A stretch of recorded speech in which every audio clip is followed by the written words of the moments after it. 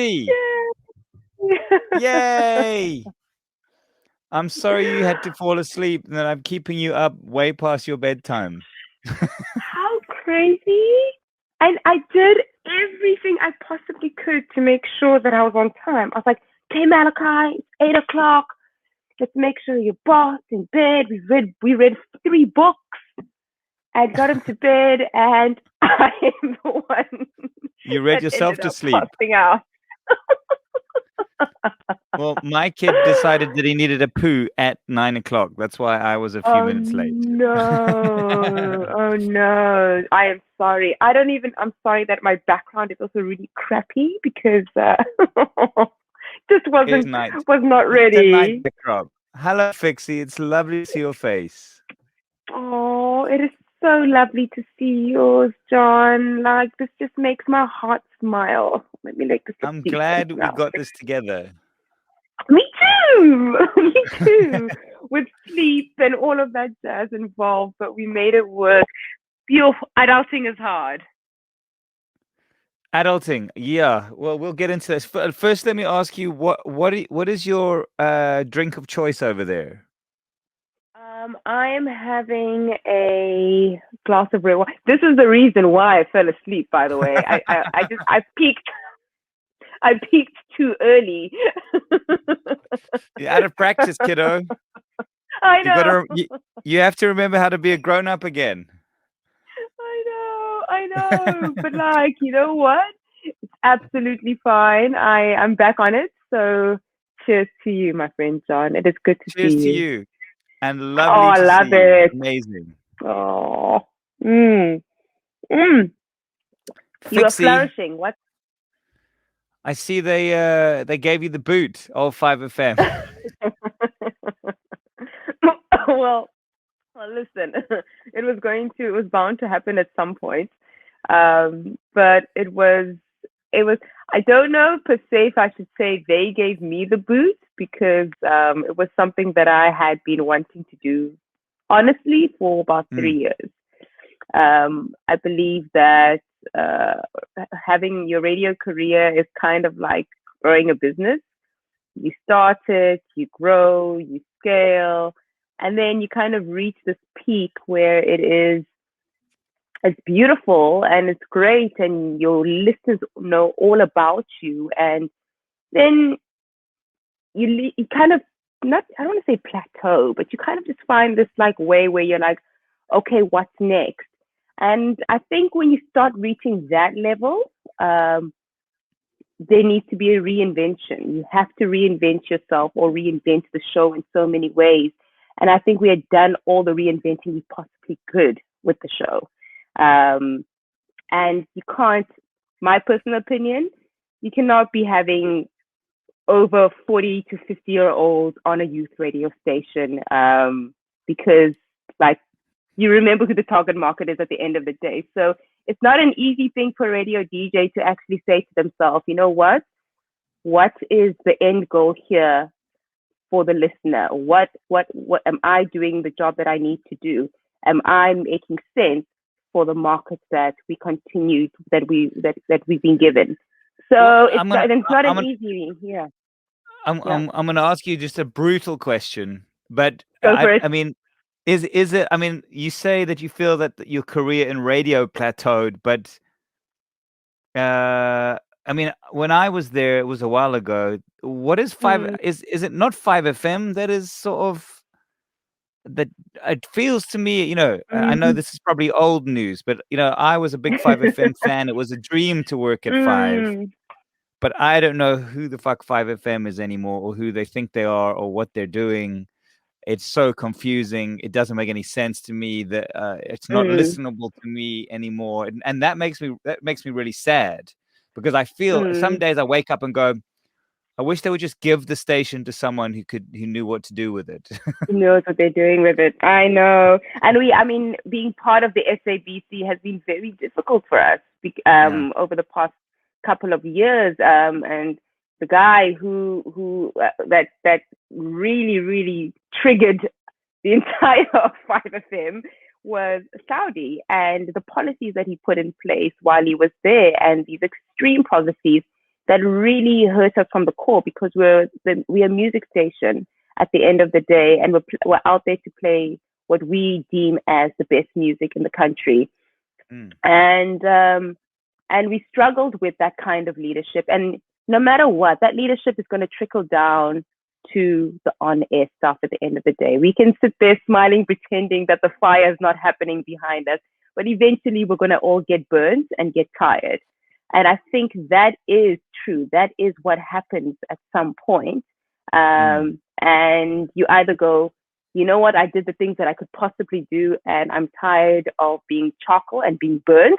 I'm done. Or you kind of go, well, this is what we're dealing with. So you're right. There are outside factors that you can't really do anything about. And there's almost so much smiling that you can do on air without it actually really starting to affect you emotionally. And yeah, just eventually going, okay, I'm done. Somebody else needs to handle this. Someone that is younger and has more energy to fight this battle. But I will say one thing. Having left, Forbes and I both came to an agreement that whoever takes over the show, it better be a hot woman, a beautiful black hot woman that is just going to flip the normal all male, white male idea of daytime radio on its head. That was our biggest I mean, thing. I gotta say this. Thankful.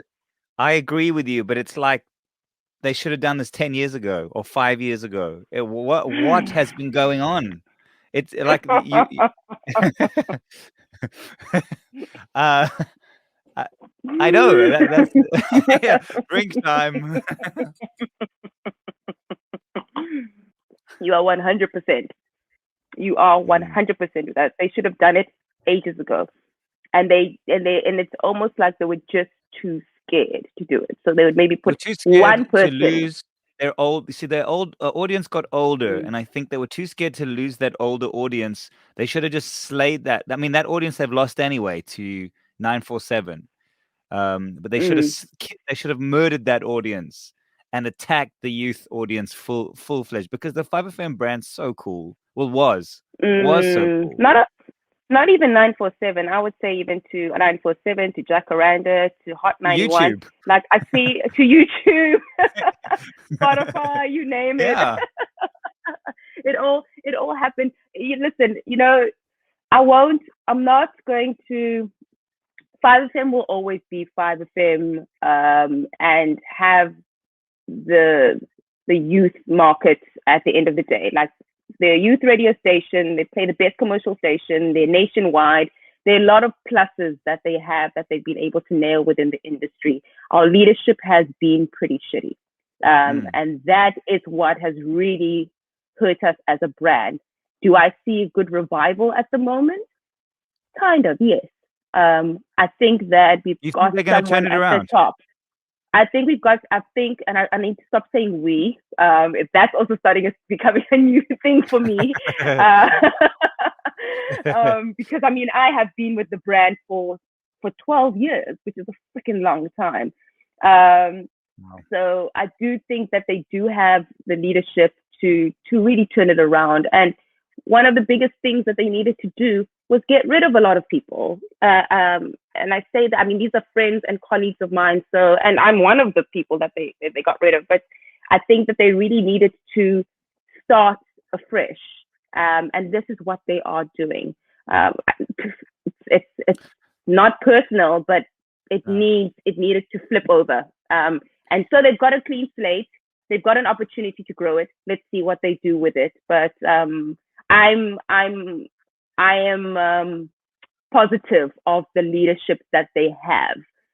I don't know who else works at the SABC at the moment, because a lot of people have been gone. I would say 80% to 90% of people have left. Metro also getting the job on the Metro side. Yeah. But on to the next chapter, and let's hope that fresh ideas, new ideas, and people who are just eager to to really do well in radio and really give to radio Last question of authentically. 5, and then I'll let it lie, just because the Yeah. stuff's No, on my we could mind. go on over here. One of the things that's always really bugged me, like really upset me, and because I've seen it hurt a lot of people, and I've also am speaking to some of the the what do you call them, the new outcasts of 5, is the way they let DJs go, right?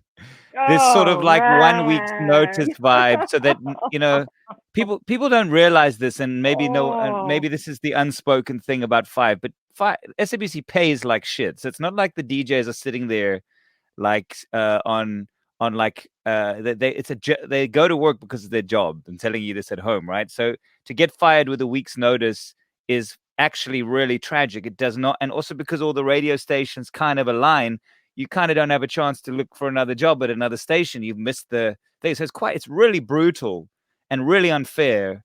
And partially because I think they make everyone sign these freelance contracts, even if you're on there for 12 years, you get like a day's notice because there's some fear that you're going to go on air and like Mm.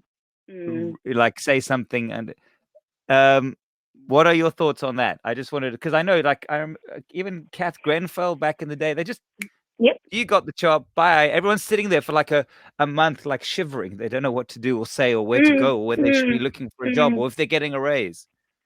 It's pretty horrific. What I find it really unforgivable. what I really hate about that way of working is that it's so normal. It's basically it's not, I'm gonna compare it to like when women couldn't buy houses or buy anything without going to their husbands because their husbands were the only ones who could get credit cards or whatever. It really feels like an injustice like that because, and that was normal that back then.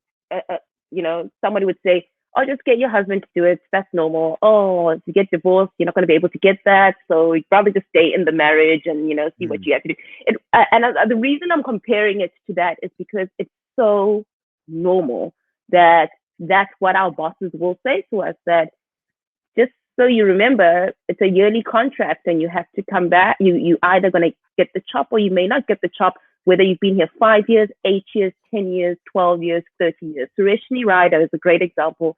She has served at the SABC at 5 for 18 years. 18 years. I mean, 1 week job. Boop. and literally Yeah. she had 1 to 2 weeks of notice. And I mean, it's not my story necessarily to tell, but I mean, she spoke about this on air herself. But it's brutal, it's Mm, hard, and it should not be allowed. There needs to be some repercussions behind that. Well, these are our livelihoods at the end of the day. And you're right, we don't get paid a crazy amount of money because this is passion. It is passion. It is, you put your all into it. You put your personal finances into it, depending on how big you want to make your radio show, and how much you want to invest in your radio show. You bring in your sponsors, you bring in your networks. And that is what you do for not yourself, but for your listeners, who are the most mm, important people. And I can't tell you how much I've invested in the Forbes and Fix show. Time, money, all of it. And yes, what I get paid does not even cover it. So I do think that there are some labor laws that need to be made. And the problem also is not the top. They've been doing it and they've made it normal. I also think the problem is us DJs not coming together and not actually creating a union per se by ourselves and saying, when are we going to stand together and say this is not right? Because I'm telling you now, some DJs have made contracts that made sense for them. And they were like, well, I signed a 5-year contract because I fought for it, and I fought for an extra pay, and I fought for medical aid, and I fought for a few more benefits. And I think some radio DJs fight that on their personal basis, and that's why we're not there able to come through as a team because everybody's got their own separate negotiation at the end of the day, and we know nothing about it Well, because we don't talk to each other. there's two schools. I remember this clearly. There's the Mm, school of people. If you're a new DJ, if you're a mm. new DJ, you you come in on the startup salary, which is, and I've never spoken about this before, and I'm sorry to have to do this Mm, here, but I'll tell you, this is mm, what I mm, remember. mm, I always wanted to be on Five. When I got my contract from Five, I looked at it and it said, I can't remember the exact number. I think it was 330 Rand an hour or something. And Sounds about right. I went to Catherine and I went like, surely this is a fucking joke. Like they're taking the piss. And she said, oh my God, how did you get such a high offer? Right? And my brain blew up because what I had never told anyone is that I told the 5FM the station manager that I was going to move to Cape Town at the time, and she said, if you move to Cape Town, we're not going to give you this job. But I did it anyway, and I flew myself to Cape Town to Joburg every week for my show, and it Wow. cost me more to fly up and do my show than I was getting paid each week, which was crazy. But the reason I'm saying that is there were the two different schools were if you were a new DJ, you get put on this basic, and like every year you fight for a slight raise. But if you were like a Yeah. fresh and they were poaching you from somewhere else, the sky that's when you Yes. had some sort of negotiating power and you could demand some sort of salary. And I think Mm, that's where mm, you're right. The DJs who had the good deal, it was not in their interest to unite with these guys who were on the sort of bottom mm. salaries. And it's hard because you can't put all your eggs in one basket, but they ask you to put your eggs in one basket. This is the Yeah, thing. you have to. You Uh, contractually you contractually can't do anything else. this this Yeah. this is it. So it Mm. it does put you in such a tricky. And I mean, and look now, there are 3 radio DJs that are able to do this from Cape Town now because someone stood up and was like, I'm not moving. I'm not moving to Cape Town. If you want me, then like there's an SABC here. I'll broadcast from here. And they made it happen. And they made it Mm. happen with another one. And they made it happen with another one. And that's the thing is I'm also very grateful. I always say COVID was such a blessing and a blessing in disguise. And a lot of things appeared from it. I never thought I could be doing most of my radio show in 1 year in the Eastern Cape. I'm currently in my mother's house in East London, and I'm doing my radio. I did my radio show from here for most of the year, and Brilliant. it still sounded awesome Mm. without Forbes. Unfortunately, we've had so many years of experience that you can always hear when someone's about to start, or I mean, the synergy was still very, very close and very tight, and we could still keep our links very tight, based on internet, that is. But that day, but we still managed so well, and and I was just like, these guys have been lying to us. Like these things are possible. These things are possible. Like why the limits that we put on the limits that Mm. they've been put on us, these things need to change, but they are slowly but surely they are because we see that they can be done, and we're just like, cool, make it happen.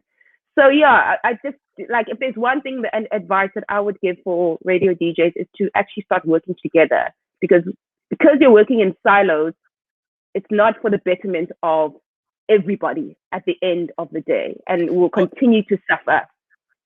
I know I said I wouldn't say anything else about Five, but I'm gonna. Um, It's fine. It's okay from my side.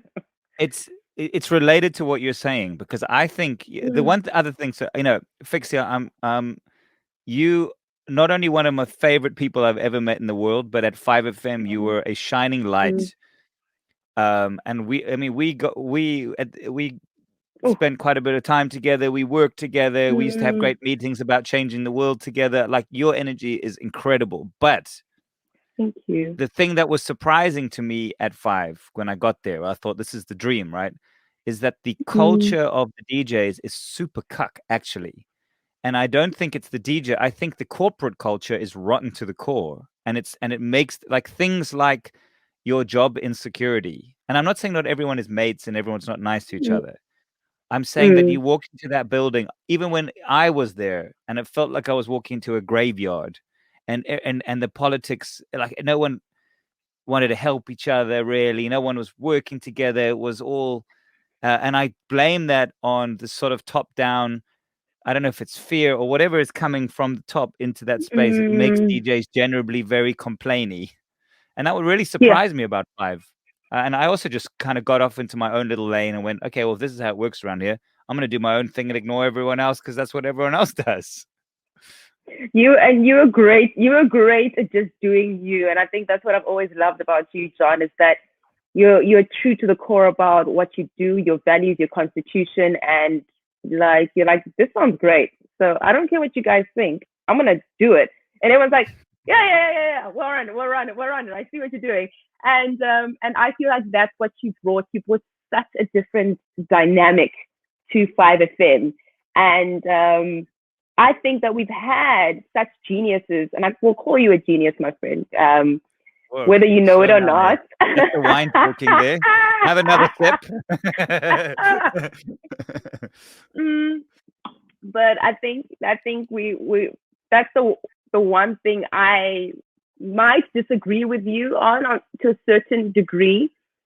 I've worked at MTV Base as an MTV DJ before I actually started at 5FM. The only reason I got onto 5FM was because we started a show, a radio meets TV show where we did the TRL radio show. So it was TV. We'd come into 5FM, we'd do a chart show, broadcasted somewhere around the SABC, the best looking places in the SABC building, which was always hard to find at the time. Either on the roof or in the studio downstairs, right?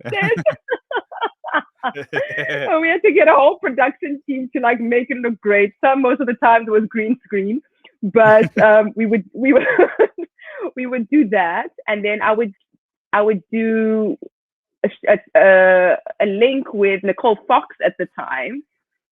In studio. Sorry, I just want to say something. Side note: yes, I just got a call from Nicole Fox like less than a week ago, who is living in Cape Town and wants to come and record a voiceover here. I mean, how mad is that you just brought that up? Wow! Well, look at that. Look at life, eh? Sorry, continue the story. It's just that you said that name and it just sparked something. No, it's good though. And you should have a chat with her as well. I'd be so intrigued to hear her insight of Five back then. Oh, well, not necessarily Five, but radio, should I say, for females. Because I was one of the people sitting in my boarding school when I was in grade 11 and matric, listening to Nicole Fox and Leanne speak about the hottie of the day in the evening on her evening show. So, like that's where my love for radio began. But anyway, going back to doing that with Nicole Fox, and I couldn't believe I was doing that. Someone I used to listen to when I was in high school, and we would do that, and we tried this dynamic, and then I got picked up by Five, and they were like, "Hey, you've never done radio before." I was meant to go to YFM, by the way, because I was in talks with them. And instead of going to YFM, 5FM would just like come and do a demo with us, and they were like, great, you'll do Sunday night shows between 10 p.m. and 1 a.m. Who was your station manager at the time? Station manager, I think, if I'm not mistaken, I think she was acting at the time. Was it Helen? No. Helen was the station manager, you are right. I'm thinking of the program manager. She was Nick? acting program manager. No, it was after Nick. I think Nick had just left, and there was someone acting in his position. Okay. Long blonde hair. Gosh, I forgot her name. But she was there, and Helen was like, "Come on through." And I had great chats with Helen. Aisha also was marketing manager at the time. Aisha is also one of the people who pioneered, or should I say, spearheaded the Forbes and Fix show. I loved Aisha, man. I loved her. She was amazing. She will forever be my boss. I always say that. I still call her boss.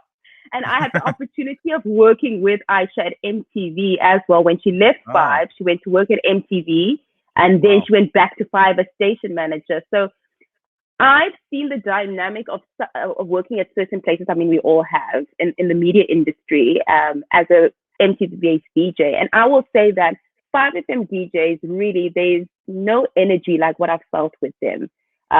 From our team builders to our events and whatever it might be. When we came together, there was this like energy of like euphoria of like everybody's personality was just on another level. Mm.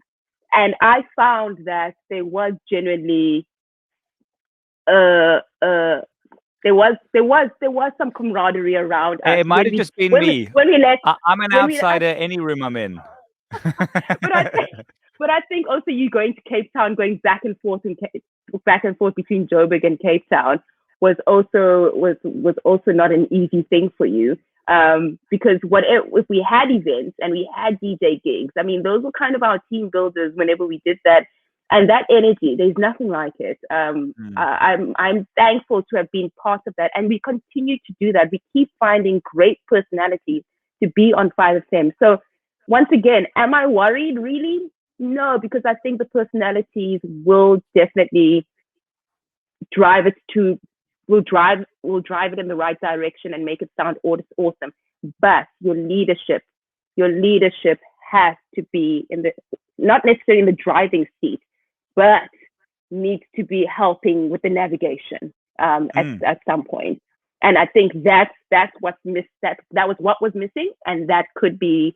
And I think they've got the leadership to do it. So this is just crossing fingers. It's just the SABC as a whole gets a bit Messy. Well, I will that's the say, I word. mean, one thing I have to cheer the Mash Lab with Forbes and Fick was legendary. Mm, That was some really amazing radio we did together. I mean, it was hard work and really stressful, but it um, was radical.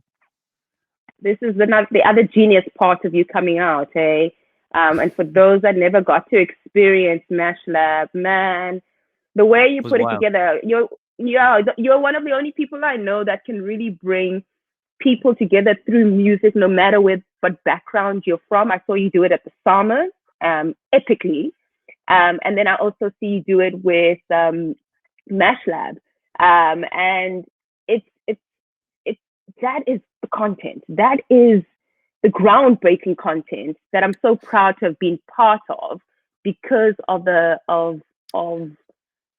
passion behind it. So I'm I grateful for I was you for motivated by letting me be revenge, part I of will that. tell you. I was determined to show 5FM that they were wrong to fire me. That's why I came in so hot. I went from it was very funny. I went from being fired by the station to being their biggest client. And that was my like that was my revenge. And you did well. You did well. I it's always so hard because I had to learn from an early age that these places that we go and work at are not going to be your be all and end all. Yes, you're put on an awesome platform, but the real light is not them. The real light is you. So like they're part of that journey of the amazing shit you're going to do later on. And like I loved your radio show. I mean, we spoke about it many a time. But for me, what I saw you do on other platforms, I'm like, damn, no one else is doing that. No one else is Mhm. doing that well. So Well, it's part of a platform to help you out with everything as well. So don't be too hard on yourself. I don't even see it like that. I was just like, this guy keeps thriving and he keeps going, and that's the journey. The light's within, well, man. It's not at a Shush now, you're station. very sweet and all. Sorry. L let's let's move you were talking about about the light within, and I like that because, we haven't really stayed in touch as back in the day, we used to I remember we had, like, great meetings, we always had plans, but I know you've had quite a tough sort of maybe 5 years personally, and but I've Oh also yeah. seen you come out of it like a fucking ninja, and you're involved in all sorts of amazing things. You are pioneering and inspiring people all over the place. Tell me a bit about your life outside of 5. All right. So I'm going to try to keep this one short. Well, that's actually what I wanted to talk about. We've been stuck on 5FM for 30 minutes, and that was not my intention. I know, but it forms such a big part of our history, so it's absolutely fine. Um, gosh, I went through a major change in my life. I think my son being born, his name is Malachi. How old is Malachi? Malachi is turning 4 in June, the 9th of June. He's a beautiful Gemini. And his name actually means messenger. And in so many ways, I'm always just like, Malachi was one hell of a messenger to me in terms of waking up. I kind of feel like I've been like the walking dead for the longest time.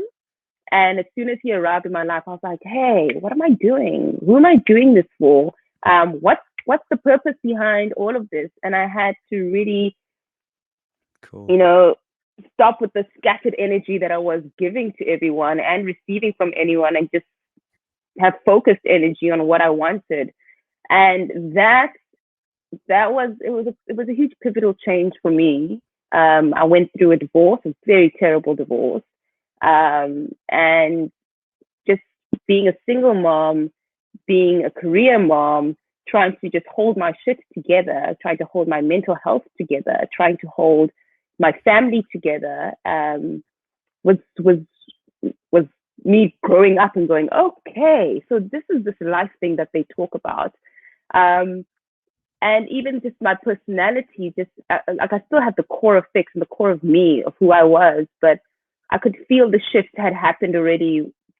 Even from an on-air perspective, I could feel that shift. So yeah, I think you enter the chapter of motherhood and you just want to create. That was my big thing. I was like, I just want to create stuff that matters now. And I got to do that. So I alongside of being on radio, have always been big into social development. I've always been into entrepreneurship and mentorship, and making sure that it's not only about me, but who's coming next, who's coming after. I gave the great example of at 5FM. I was like, cool, we're going. We've been given a year's heads up. And by the way, that was a big thing for us. We were given a year's heads up, myself and Forbes. I didn't know that. I mean, what's so interesting is, here we go, going back to 5FM. I'm so sorry. But it is a big part of everything, of fitting the puzzle everywhere. But we were given a year's notice, because I had already showed concerns of, we need to reinvent what we're doing here as a show, or we need to let go. And that was a personal choice, and that I started vocalizing a lot more already in 2019, 2020. And that's when they sat us down and go, okay, well, this is the case, unless you guys want to reinvent on your own path. And so I've known this was coming for a while. And I already started new plans and new projects in motion, leading up to towards 2021. So I started an organization called the Fix Scholarship, which that's where my heart lies. It's just giving opportunities to female entrepreneurs and social entrepreneurs. I did a course at the University of Pretoria, but they have a school called the Gordon Institute of Business Science. It's called the Gibbs School, and it's a great business school. Their MBA is like in the top 100 in the world. And I went and I did my social entrepreneurship course there. I loved the course so much. That was also a huge pivotal change in my life. And that's when I was like, okay, I want to give opportunities for more women who want to create impact, who want to change, who are already doing things within their communities that are changing. I want to make sure that I give them opportunity to study, formalize their businesses, and help them grow. That was a big thing that's what I was saying. That's a big thing of when Forbes and I left. I wanted to make sure whoever's coming to fill in has got to be someone that brings in a big difference to what we're doing here. We're struggling with women. We're struggling with women of color in daytime radio.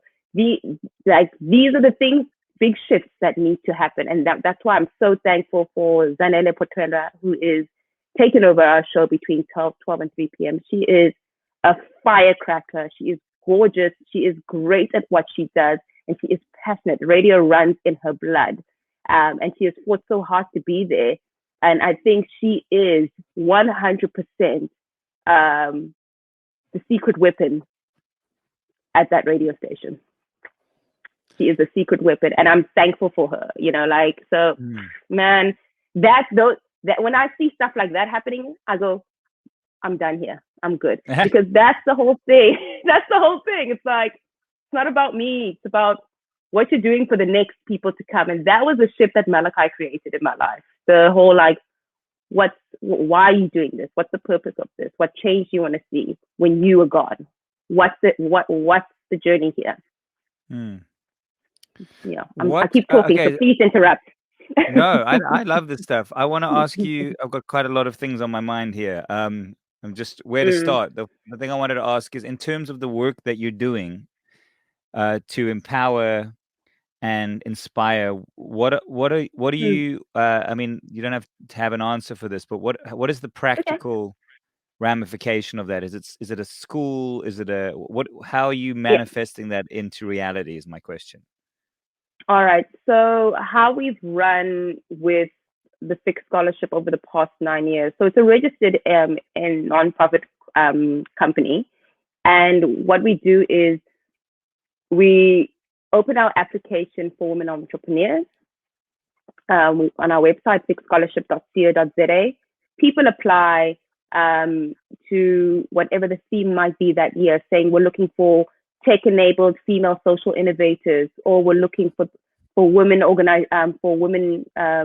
who run organizations that focus on gender-based violence. Whatever the theme might be for that year, we put that out there. We work with our partners, engage with our stakeholders, if you want to put it that way, and they help us put those women through school. And the whole point of putting them through school is so that they can grow their businesses, because a lot of the times they're sitting with these businesses where they just saw a problem and they wanted to fix the problem. They were like, okay, this is the issue. There's not enough done with mental health with children. I want to create these affirmation cards. I'll get onto that because it's something that we did. I want to create these affirmation cards for women, for kids to and self-belief and to build their self-esteem. And we're going to start it, but I don't know how to run the day-to-day business of it. And what they do is they go to this business school, call it an incubator, if you must, and they actually put it down all on paper, theory and the practical of how to run a sustainable business. At the end of the day, I really want to try to simplify it as much as possible. So that's what it is. I think that the art is so similar to social entrepreneurship because we don't value the arts like we should. And there's so many people in the art space, in the art sector. Well, it's a great introduction to entrepreneurship. That's yeah. it. My big passion, John, something that I got to go and study in the US is art entrepreneurship.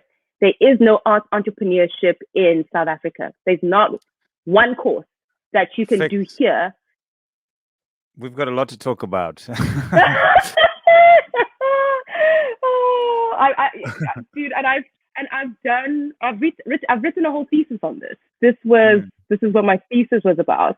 And I went to go study at Columbia College, Chicago in 2010 for 2 years to do this course, because I was like, I want to run a successful business in the arts. That is the core of it. And then I kind of found myself in social entrepreneurship because there were bigger problems that I needed to solve. So you know, like I have a controversial opinion. If you don't, you can reject it entirely. But here, I mean, I first of all, you're my hero. The stuff you're doing is so amazing, and I love you, and I love what you're doing. And the question I want to ask after this, probably unwelcome interruption, is what help do you need, right, to further what you're doing?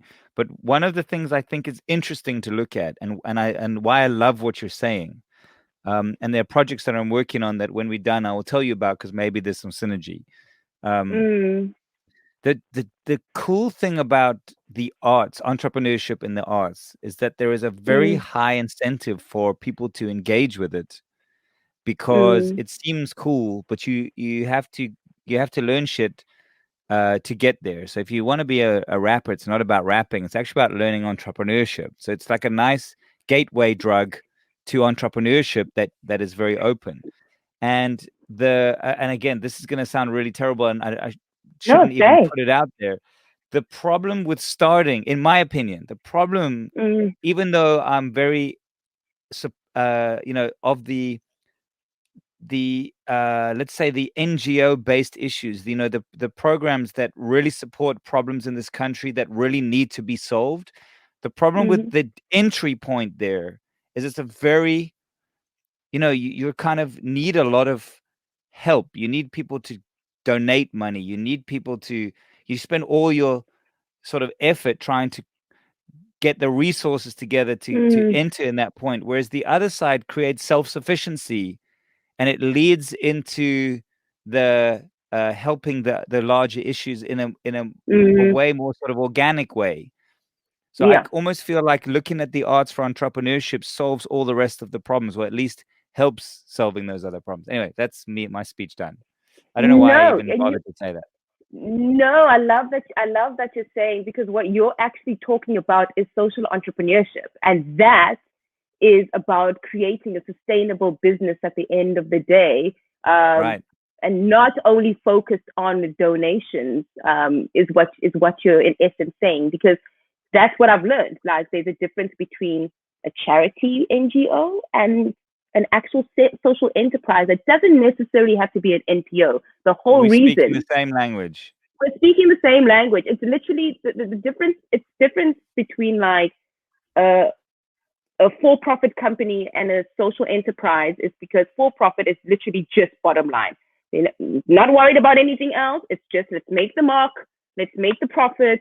We've got the benchmark of what we need to make. Whereas in social entrepreneurship, and art entrepreneurship falls very closely to social entrepreneurship, that's about what is the mission. Our mission is most important. What is the impact that we're creating here?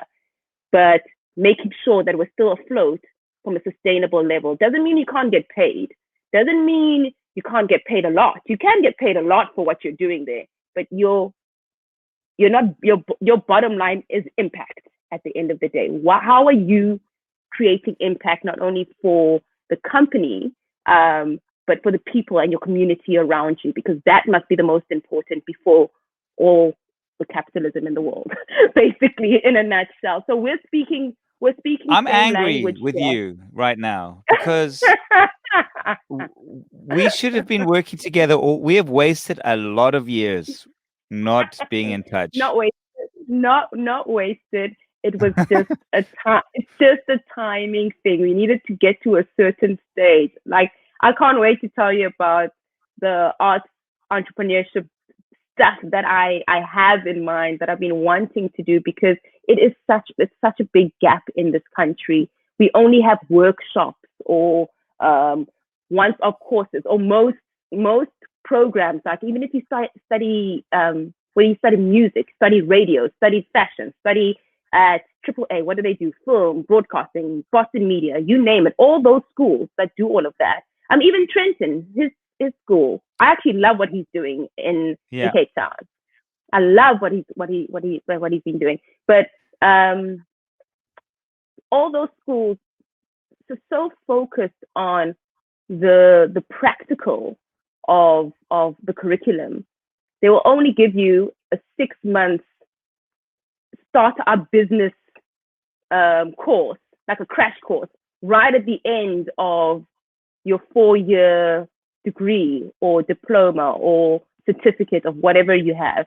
And that is not enough for an artist to really understand how to build a business. It is not enough. You're not equipping them. You're not speaking their language, because that was what I learned in the States. You speak the language of the artist, and that's how they get to know. Because we're all like, oh, maths. I couldn't do maths in high school. I couldn't do accounting in high school. And as soon as you start switching your brain off like that, there's no chance you're going to be able to balance your books, or there's no chance you're going to be able to run a business. That is running a business, no matter if it's in the music business, no matter if it's in the TV business, no matter where it is. If you want to be an entrepreneur, you're going to have to do it. But speak the language of the artist is what the trick is. So that's stuff I love to do. For those who are listening or watching this, by the time you see this, we'll be in business together, Fix and I. So just to let you know, this is where it happened right now.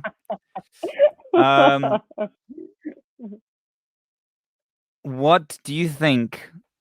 What do you think?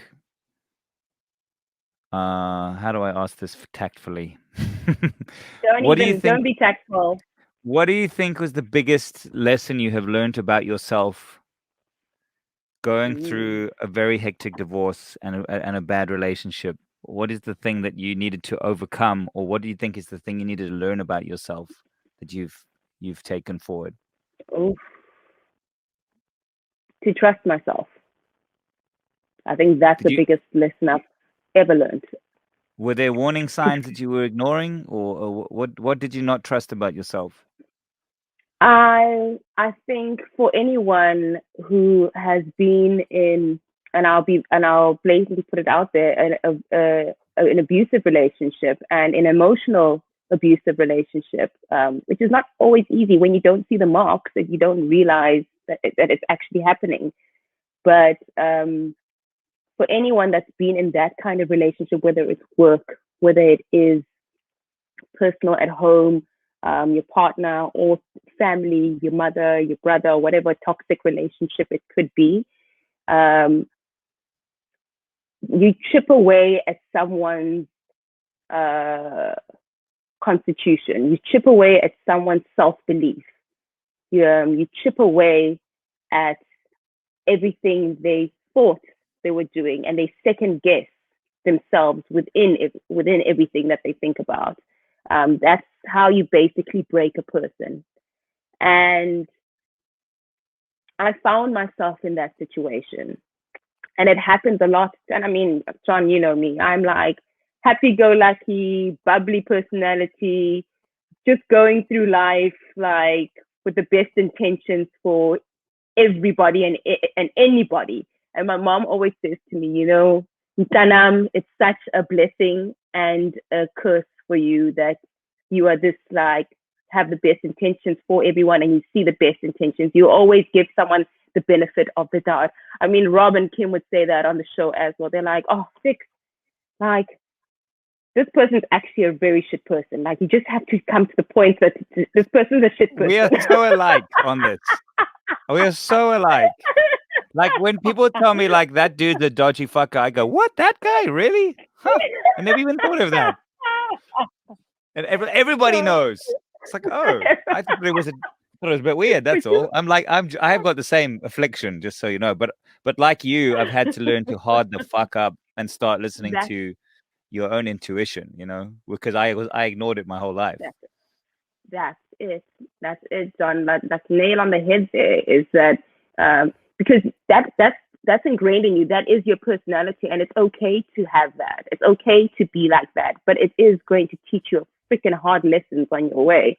And that was my hard lesson, that I had to learn that no, not everyone has got your best intentions. What are you going to do about it? Are you going to close up? Are you not going to? Because I believe in laws of attraction at the end of the day also. So you start, because of that one heartbreak, you kind of just start closing up, but it's just not who I am. I had to go through that close up stage for the protection of myself and for my family. But with a lot of help, therapy wise as well. Like my therapy has, like if anyone's going through hard times, go to therapy. Like it will change your life. I'm an advocate for mental wellness, And no matter where you find it from or how you find it, as long as it's done in a professional way, go and do it, because it's almost Mm. like a life coach at the end of the day, where you go, you really can step back and go, what do I need to work on for myself to become a better person? Because once I'm a better person, my relationships are just much better. My relationship with my son, my relationship with my mother, my relationship with my friends, my colleagues, you name it, is so much better. Because I know what boundaries to put with who as well. And I know what red Boundaries. flags. Woo, son. Learning red flags and boundaries. That's been the lesson of life, you know?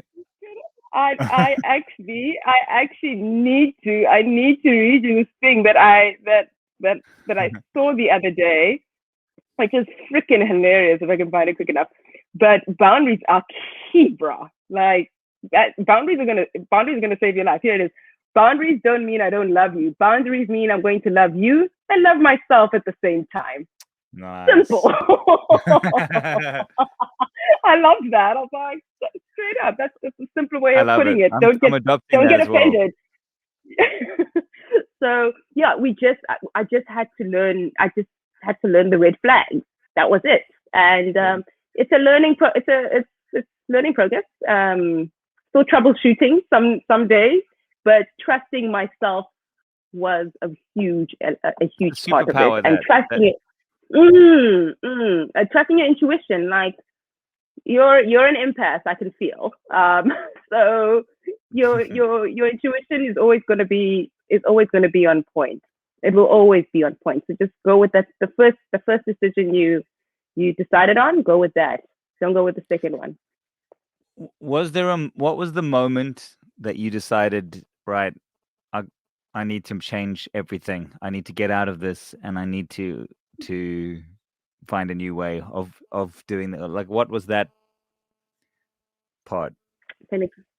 Um, my son Malachi, he was he was he He was the sent you the reason. message. He sent me. That's why I continue. That's my messenger, man. He was the one who was just like, come on. Like, he was just bored. Like, it's amazing. Like, he couldn't even talk. but, but, But he was but everything was loud. so loud. It was Amazing. like loud as daylight. Like, he was so loud. And that was a changing point for me in everything that I wanted to do, and family support. Yeah. Anybody who's going through stuff like that, you have to have someone, maybe they're not family, maybe they're friends, but they're family kind of thing. That's going to support you. That's going to be like, I've got your back. You don't have to explain to me. When you're ready, I'm here, and I'll help you get out. And I think just getting out of toxicness is so important, because you cannot think clearly. You Mm. cannot. You're not able to make the right decisions for yourself, and the most healthiest decisions for yourself. You need to get out. But I mean, I need to give myself some props here, because I also at the time was seeing a therapist, because I was struggling a lot. I was pregnant. I was unhappy. I was really just trying to get through the day, and I escaped through radio. Radio helped me through, like, radio helped me smile every day, helped me laugh every day. I got to forget, of what was happening at home. And that's my homage to radio. Like, as much as I was there to make other people smile, to make my listeners smile, they were making me smile back. So it was such a beautiful transaction that was happening there. I And think I bumped into you during probably your I didn't know what was going on. I still don't know, yeah. but you just came off radio. You had such a great little show. You were smiling and bubbly, and you were leaving 5, and I was in the foyer. I think I was going to meet Metro for some reason, and we had like a Mm. 5-minute chat. But I saw already that there was a lot. Your heart was heavy at that Yeah. time, and you were going through a lot. And I saw Mm. that. But that's why I have so much. You have so much, like, as a human being, you so much substance. You come out of this stuff like a ninja. I really see you as a ninja. You've become like powerful. Like, to me, you seem so That's powerful it. now. but that's what the hardships do. It just depends on how you view them and what you do with them at the end of the day. I'm thankful for the hardships because I'm thankful that I get to check the red flags. I'm always just like, oh, there comes a narcissist. Everybody move away. Move away. It's so weird. Can't do it. It's so weird because I identify so strongly. You have no idea. It's Um, just kind of like, I mean, when I woke up to all the red flags I was ignoring on planet Earth, it was earth shattering. And cool, man. One thing I've got to say, John, is that during that time where I was at my heaviest heart, you reached out to me and I mean, I had a lot of people who wanted to say something, but they were too worried to say something or too scared to say something. And, once it hit the papers of what was happening in my personal life and the attack or whatever, you reached out to me. And I am so thankful for that because it's a time where you feel very alone because you're just preparing for the battle of your life. And you really feel very alone. Like you don't feel like anyone's on your side besides your family, which is always awesome. They will always be on your side, And you reached out and you were like, hey, saw this. I hope you're okay. And that meant the world to me. Not whispering behind my back, not talking about it, but not reaching out. Not someone sitting on the fence about something. It's like you were like, I know this girl. I know her vibe.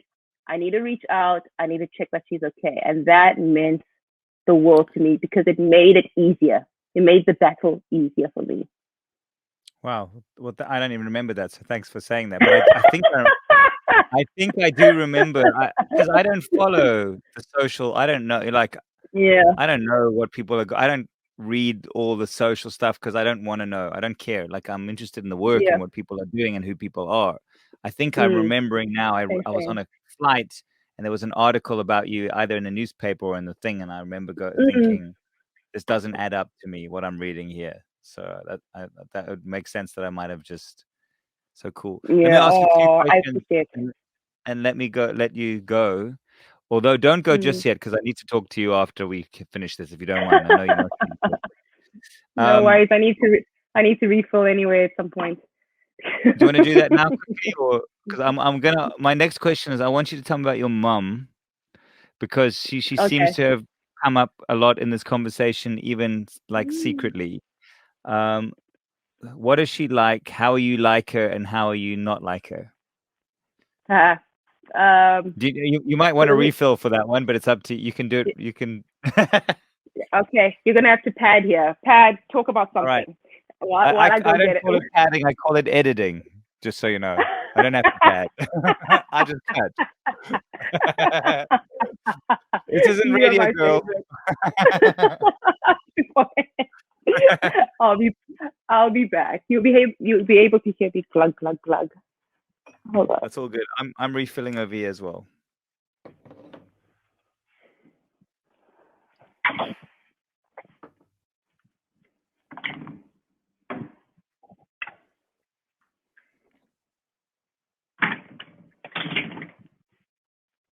That's so funny. You don't have to pad. It's called editing. True story. Oh well, my background has been so gassed as well because I didn't even have time to put pot plants in place. I'll put you in a jungle for the edit. How's that? I'll put you on a desert island or put me somewhere. And the nice thing is that we talk about it. So yeah, please. That would be great. I was like, oh my word, how dodgy. Okay, here we go. So is your dad in the picture? Is your dad there as well? Is there a dad in the world? No, it's just my mom. So yeah, so it's quite interesting because, gosh, you know what? If you want to know about my family business, go and watch a TED Talk. I did a TED Talk about this. All my family history there. Okay. It's complicated. Then you don't have to forget it. I'll look on TED Talk, but you tell me just about your mom then. Oh gosh, and that's because even you've been living with her for a year now, which is amazing. we've been since October, I'd say. We've been here since October, so almost. Well, we're getting there. But just having a village, yes, like when you do this parenting thing, you don't actually realize how important it is to actually have family members around, particularly your parents. If you're fortunate to still have your parents, that is a game changer because you're not leaving your child with someone you feel guilty about. So that was big for me. As soon as I started going through the crap I was going through, my mom lives in the Eastern Cape, in East London. She actually has a beautiful B&B here, which she loves, on a little beach town called Ganubi. I know Ganubi. Did you grow up in East London? I did grow up in East. I grew up, complicated story, but I grew up in Botswana, in England, and in East London. I was a product of an exile situation. But I was also adopted within the family legally because because my mother had me when she was really young, 18. And in order for better opportunities for me, her older sister was studying in the UK. So I moved to the UK with her older sister, and I legally got adopted to her older sister, who later moved to Botswana with her husband. This is a Netflix series, by the way. Sure, I've just watched this. Yeah. It sounds like most of the pre-apartheid stories in Black families. No, I've heard a lot of them. This one is a little bit wackier than. Yeah. No, it's John. I'm an anomaly, bro. Like in so many things that I do, the history I come from is I don't speak about it a lot, and I'm thankful I've had that TED talk to be able to talk about it and the impact it's created in my life. But also growing up outside of South Africa is really awesome because I sometimes can find South Africans very ignorant to the rest of the continent. Oof. It's weird. It's a weird thing I don't understand. Why we don't collaborate with our African brothers and sisters. South Africa is an island. It's very odd to me. We can't see beyond our borders. We're the whole world to ourselves. And it's something that's always confused me. Yeah, it is. It 100% is. And it's one of the reasons why I want my son to experience life outside of South Africa, on the continent still, on the African continent. But I want him to experience what's out there because there's this sense of, we are the be all and end all on the African continent, and it's thinking so small. Not anymore. It really is. We used to be the New York of America, not of Africa. Not anymore. I mean, Nigeria is doing amazing shit. The Tanzanians are just like taking over. Africa's become so hip, and South Africa's still back in the 1980s, hasn't progressed. 100%. So yeah, the way in which we think. Yep, I'm there, and I'm very fortunate for those opportunities. But just going back to my mom, I've got two moms technically now, and my biological mother has always been, part of my life. She has always made sure that I am good. I moved to the Eastern Cape and did schooling here to spend more time with her, even though I was in boarding school, and it just gave her some time to build herself because my grandfather was really, really big on education. I should say my grandparents. They were big on education, and they didn't want anybody to study Bantu education. They didn't want Bantu education. They didn't want a suppressed apartheid system type of education for themselves. So they ensured that my grandfather ensured all 7 of his children studied outside of the country. 7, yeah, right.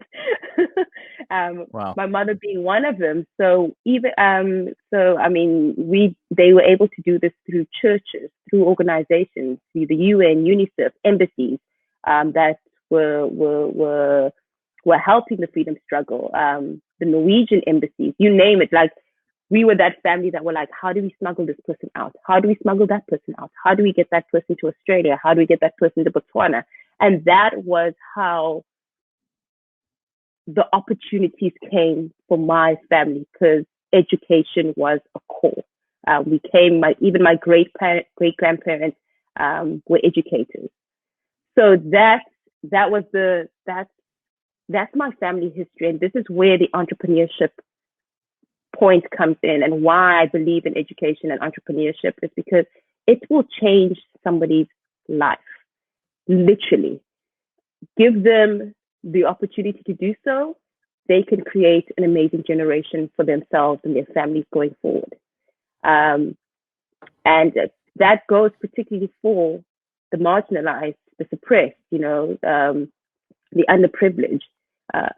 That for me it's a calling. It's something that my family's been doing it forever, and it just comes and it hits you, and it's like, oh, let's continue with the work. It's in the blood. So it's in the blood of why, and that's why it's been so nice to come back to the Eastern Cape and be with my mom, because it just brings me back to the core of who am I, the belonging, and I think it's done a lot of. Many people have gone inwards amidst COVID, of course, and she's helped me spark my creativity, the ideas that I have. We've just launched something that's so dear to my heart, and I mean, we spoke about the mental health issues I had to deal with coming out of a divorce. Over the space of 3 years, I kept saying, how do I explain this to my son? How do I do this with my son? Like how do I didn't think about that. That's not something I've ever thought about. Oh, it's the only person that's been on my mind. Everything I have done is not only for myself, but for him. And I always think about his mental health and how he can get past this in the world. And I then sat down with one of my Fixed Scholar alumni. So, I mean, the Fixed Scholarship now, 9 years later, we have over 20 female entrepreneurs who are just rock stars. I mean, these women make me look at my resume and CV and go, I'm not freaking doing enough. I need to do more. And they are great. How proud you must be just to be able to say, the Fixed Scholarship alumni. How great is that? I mean, that is a testament to the legacy you have created. Amazing. That's impact for me. I need to tell you about my one grandmother if we even have time. But just that being able to work with, I realized with the Fixed Scholarship, yes, the impact of having these amazing female entrepreneurs that make me look like, come on, what are you doing? Do more, Fix. Having them on board has been so great, because I mean, we've got our own WhatsApp group. Everybody shares ideas. They're there to, support each other, because the whole point is women supporting women business. And once, like, one of the things I realized is I want to do business with all of them, because I love they've all followed through with what they've been wanting to do. They inspire me. And I'm like, I want the investment for them was not only about just investing in them financially. It was about finding the people that you want to work with. And that clicked during, over the COVID period, like when we were in the heat last year. I was like, holy crap, I want to work with this one. And the timing has just been so great, because I'm working on different projects with different people. I've kind of found my tribe. And that's what was happening, which is so cool. Wow. And so now I'm working with Bashira, who is the owner of Diketo Inclusive Education. They focus on early childhood, including everyone, no matter what your special ability might be. And I said to her, I came with an idea after years of therapy. I said to her, Bashira, I want to create a book or do some affirmation cards for my son to just make him know that everything is going to be okay. That is, I don't know how to put these into words when I have to speak about this to him one day. So maybe if I write something for him, it's going to make sense. I'm not an artist, so I can't sing it. I'm thinking of the best ways I can possibly do something. And I was like, and then what's nice is that I don't want to only do it for him. I want to do it for every other child that has gone through any kind of trauma with their parents, or with any kind of relationship that they've had, relation. So I said, cool, can we do affirmation cards? She was like, cool, but let's make it for the African child. Cool. Let's make sure we include Braille on it because we want to make it inclusive. Cool. Let's make sure that we include different languages so that we get East Africa buying it. So we want Swahili. We want to make sure that we add Botswana. We want to also make sure that Botswana is also included. We're like, let's just make it about the African continent and go as far as we can. And that's how we created Affirmations for the African Child, where we sat throughout lockdown creating these beautiful affirmations. I am a proud African. I have a kind soul. I respect the differences of others. I love me. I am grateful for what I have. All these simple things that we need to remind ourselves as our inner kids as well. Our inner children need them. We need to remind ourselves, but what we want our kids to remember as well. And these illustrations are all done by a 13-year-old girl who has said that creating these cards, because we would write the affirmation and go, okay, I think a kid, kicking a ball would be really cool. Or my skin is gorgeous. I think a kid, a child with, I think it's called vitiligo, of the skin disease. Let's put an image of her with that. And as our 13-year-old Medea, this amazing little girl, was doing all these illustrations, she was saying, "Oh my goodness, this is helping me so much in my life. Imagine what the impact for other people." And that's the idea of these cards. So we just launched that last month. It's my project dedication to my son. And I can't wait to, go check it out. It's AfricanAffirmations.org. That is our website. And yeah, the cards are flying.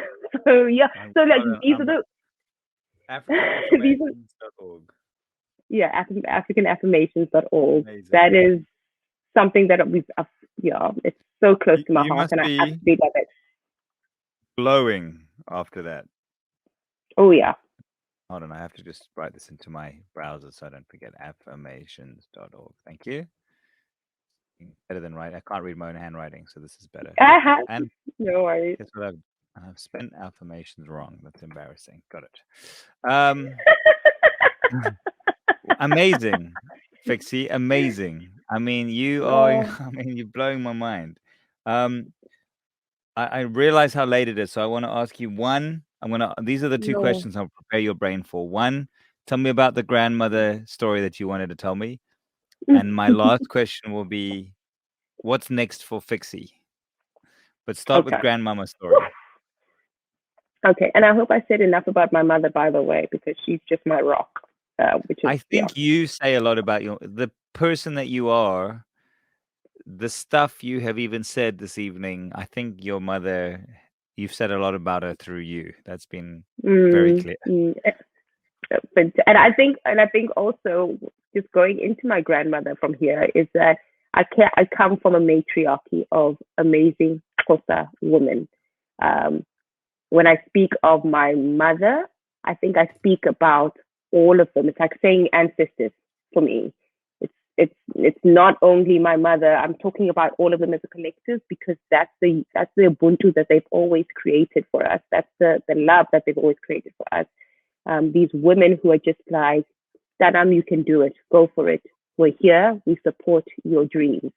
Your dreams are valid. And they continue to do. Those are the affirmations they sent to us and sent to me consistently. So the affirmation from my gran, the big inspiration behind the fixed scholarship and a lot of the core of who I am is I've got three very important grandmothers in my life. Or should I say I had? My one grandmother was a educator in a village called Moeti in the Eastern Cape. She knew that teaching English to Black children was important for them to gain opportunity worldwide or even just outside of the Eastern Cape, if they really wanted to excel. And so she started, even before she started, she was teaching English at a school, and then she retired. They actually told her to retire, and she wasn't even ready to retire. But then, how old was she? Oh, when she retired, I think she must have been No, in when they her asked her to 60s. retire. When they asked her to retire, between her 50s and 60s. Oh, okay. Yeah, so she wasn't that old, and she tried to hold on as much as she can, but they were like, "It's time for you to retire." And then what she did was she started doing extra lessons. Actually, the one child came up, the one parent was like, "Please, can you do extra English lessons? You've been the best English teacher that we've had, and can we continue on?" So she did one English lesson. All of a sudden, there was another child. And all of a sudden, there was another child. And then the next day, assembly was happening in our back garden, and a school was created. And a That's so full-on weird school. because in a weird way, that's exactly what you're doing in your life. You're creating school assembly in your back garden just through different iterations. Amazing. That's it. That's it. That's how small she began, and she just thought, day by day, we'll just keep growing it. And then, you know what? Let's use one of the bedrooms here as a classroom. And then all of a sudden, they're building outside because it gained so much traction.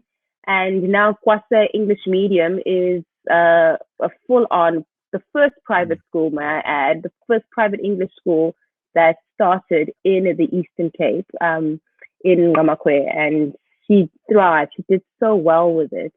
And I mean, this is someone who is supposed to retire. So, so you know, that's what those are the shoes that need to be filled. That's the one grandmother. Second grandmother, she was one of the first.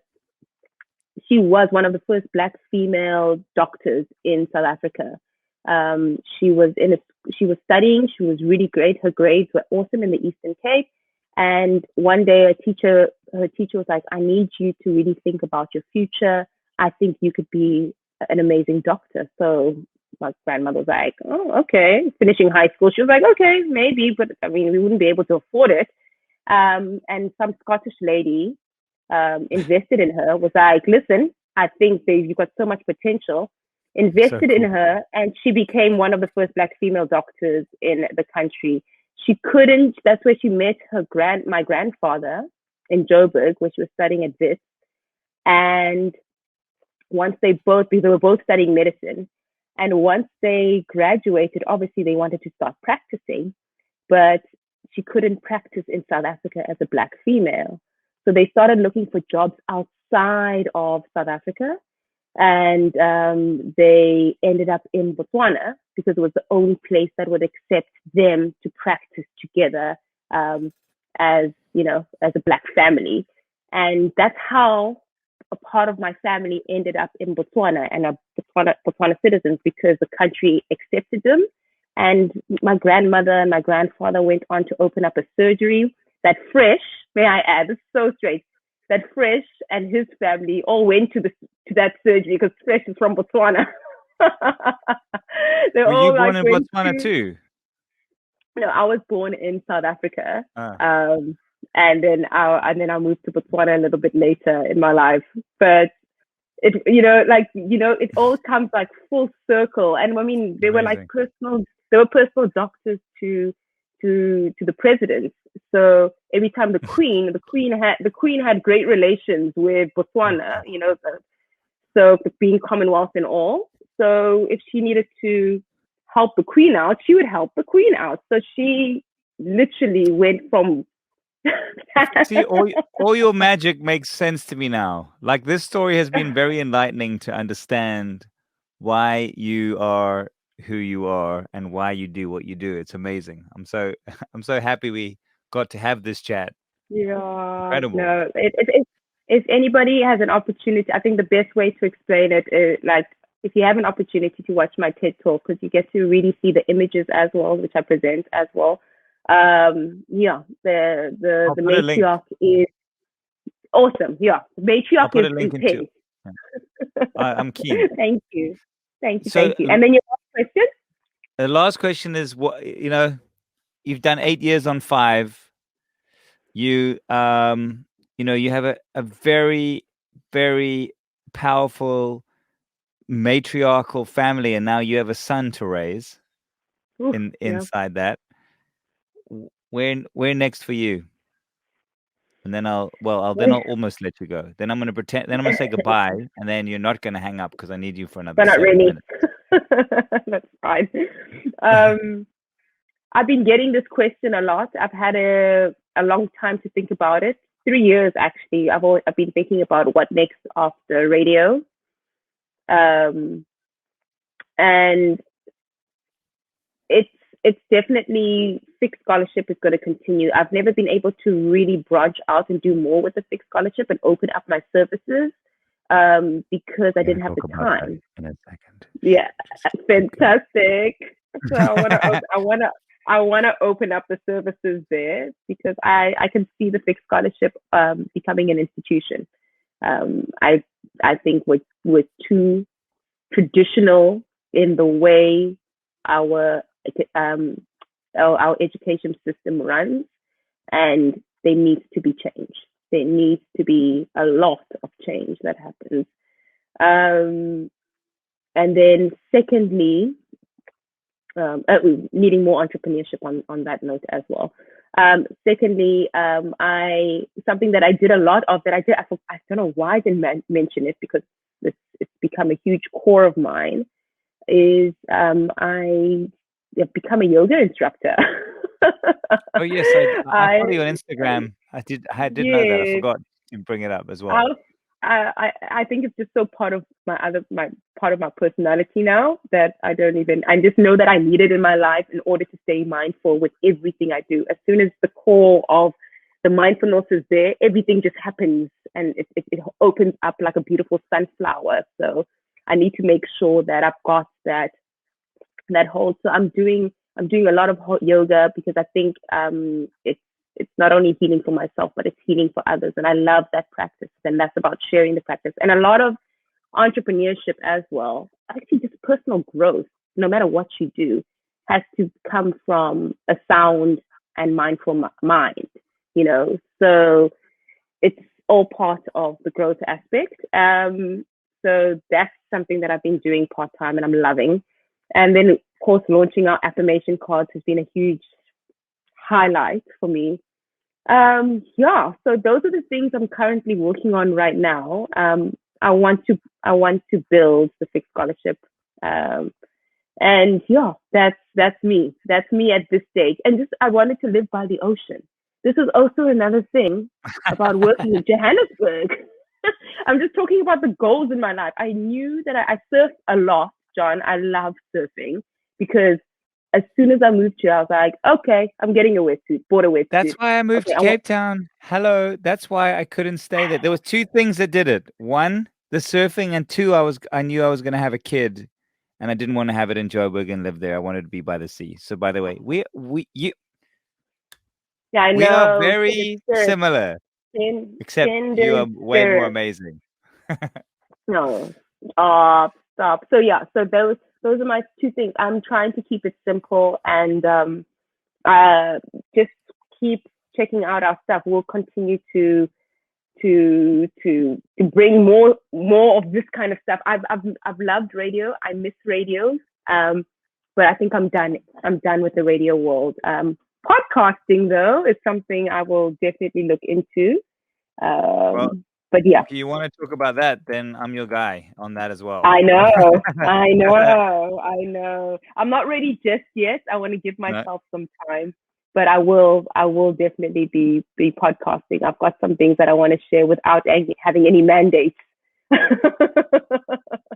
Yeah, I've just any ordered SABC mandates. your affirmation cards. Oh, There we go. Done. Fixie, thank you for the support. you are one special human being. I love that I know you. I feel so privileged that I know you. Every time I've spent 1 minute with you has been extremely memorable. We used to go sit in that little coffee shop in Melville next to Open Room Studios and plot the the future of the world. And Mm, I mm, I'm hoping that maybe this random conversation. I mean, my thing of this show is I have two. Uh, there's no like objective here. There's no research done. Obviously, the idea is I want to do a show where I drink whiskey with people that I really love and want to know more about, and just do mm. it and put it out into the world. So I really wanted to talk to you for the longest time. I thought maybe well, actually, I was talking to you, trying to get you on here long before the 5FM debacle, so that kind of all made it Mm, newsworthy. But I love that you've spent time chatting, and I think we're gonna do some stuff together, and I really hope we do. I think you are so powerful. I think how you've handled yourself through such a difficult time has been incredible, and I love you lots. And whatever happens to you, you're gonna be amazing. I know you know that. You don't need me to thank tell you that. you. So it sounds condescending, but it's not intended to sound that way. Not at all, not at all. And John, thank you for giving me the platform to share, laugh, and drink wine. I'm sorry that I fell asleep and woke up. I'm I'm just glad I glad woke you woke up. up. I've had a couple of experiences where the person did wake up, so I was appreciative that you did. Of course, I was definitely. I really apologize. That's just mamahood, where your bedtime is when your child goes to sleep. No, I know. Um, but And when you, it's one thing about you talking about the research. You've done the research. We all those coffee shop conversations we had, all those meetings in the passageways of the SABC and the receptions in the studios. That was all the research, homie. That was all Truth the Bob. research. Truth Bob. Love your work, and I wish you a fair good night, and thanks for staying up for me. Cheers to you, you legend, Fixed Moeti. Cheers to you, John Savage.